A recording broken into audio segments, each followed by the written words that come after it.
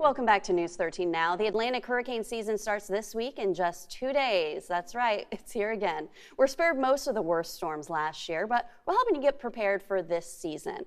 We're joined in the studio this morning by Thomas Bell with the Horry County government.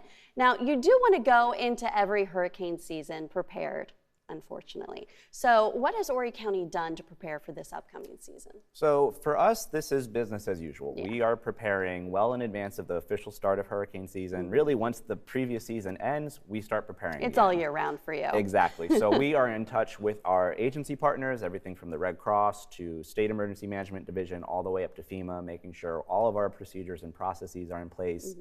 We're making sure that our facilities are as prepared as possible, so that's checking on what supplies we have in-house. Fortunately for this season, we do have a new emergency operations center that also does house our 911 operators. So for when there is a storm, we get a lot of calls into our emergency phone bank to 911.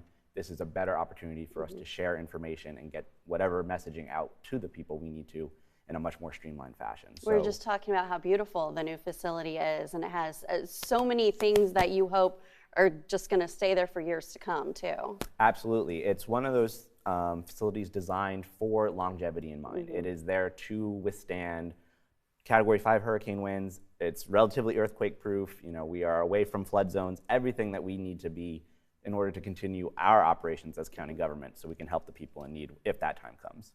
Now, this is officially the first year that it's been since the pandemic.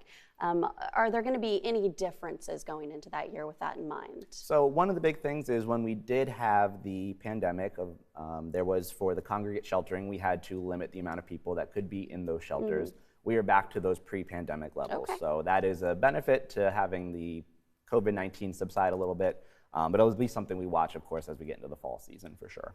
Now, all of us here at News 13, we love our pets. We're big pet lovers. Now, as we talk about preparing for the possibility of having to go to a hurricane shelter, we do have to keep in mind that you can only bring certain things to a hurricane shelter. So first of all, let's talk about what you can bring into the hurricane shelter, and then we'll transition into what we should do with our pets in an emergency. Absolutely. So our congregate public sheltering is run by the American Red Cross, so they do have guidelines of what you are and are not allowed to bring.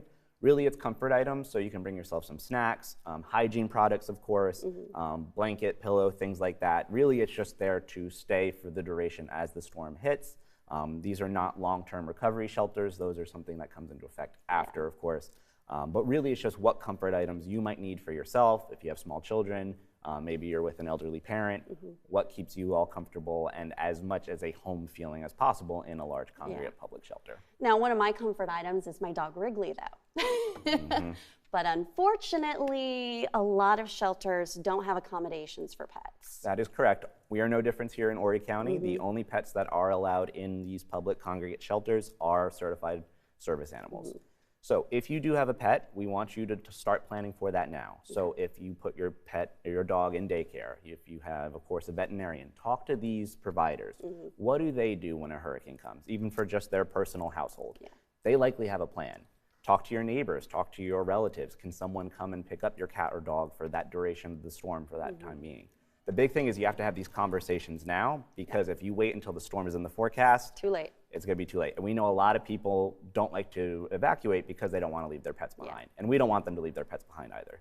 I have 2 pets myself. I need to have a plan. I have a plan. Good. We want others to do the same. All right, so if people want to know where they can find the hurricane shelters ahead of this season or any other little tidbits, where can they go for that? So highly recommend everyone go to the Horry County website, horrycountysc.gov, find the emergency management page. Lots of great information on there. As far as what shelters are open, we are going to open those one at a time, and we will announce those as needed in advance of the storm. Gotcha. It's just because shelters are resource intensive, we want to be very strategic where we're going to put them and when we're going to open them, things like that. All right, thanks so much, Thomas. We really appreciate it. We appreciate talking to you when we're not under those conditions. We all prefer blue skies here in Horry County. Exactly. Thank you for having me. Yes. All right, now remember, the Atlantic hurricane season starts on Thursday.